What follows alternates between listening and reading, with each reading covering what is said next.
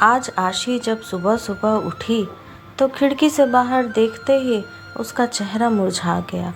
अरे, कहाँ चले गए? कल तो यहीं थे। इतने महीनों से रोज़ सुबह दोनों को देखना उसकी आदत सी बन चुकी थी, और आज जब दोनों अपनी जगह पर नहीं थे तो आशी को कुछ खाली खाली सा लग रहा था।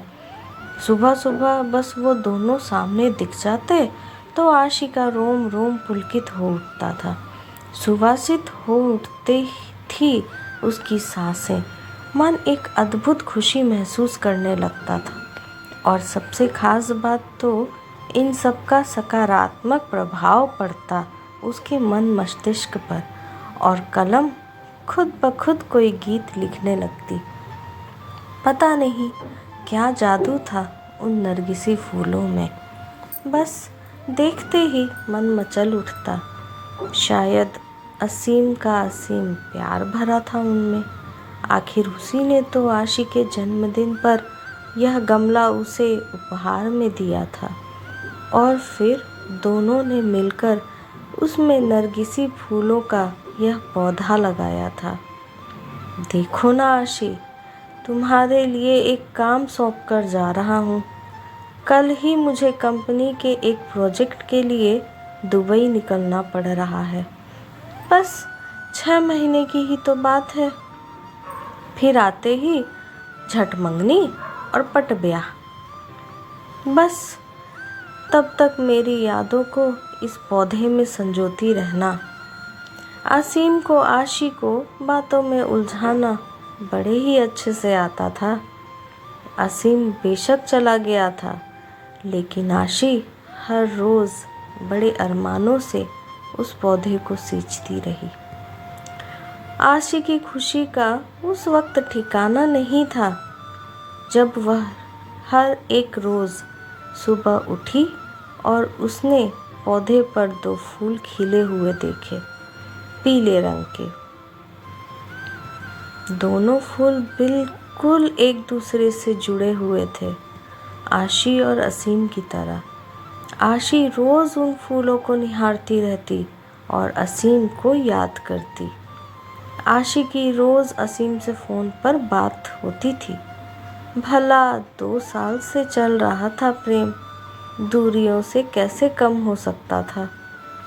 इसी प्रेम की शक्ति ने तो उसे क्या से क्या बना दिया था। कभी किसी को चिट्ठी पत्री में 2 अक्षर न लिखने वाली आशी की कला आज अनवरत चलने लगी थी।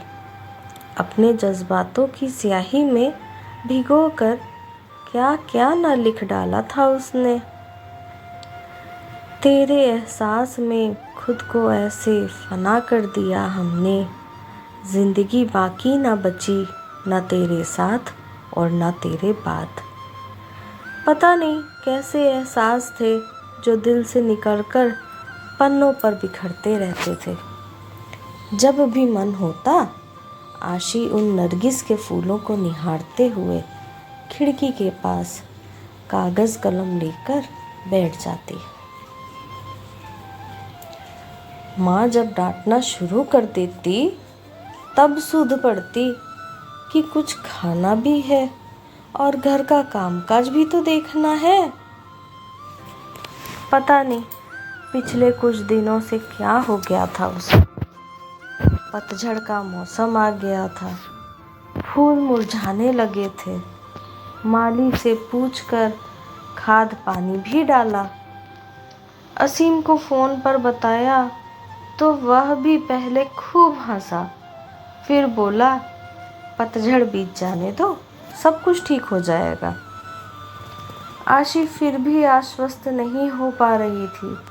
अब तो बसंत की बहार भी छाने लगी थी।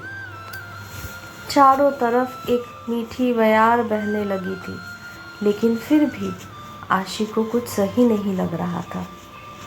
आज भी उन फूलों को देखे बिना बेचैनी बढ़ रही थी। आशी कागज़ कलम फेंक कर बाहर आ गई थी और गमले के आसपास ही चहलकदमी करने लगी।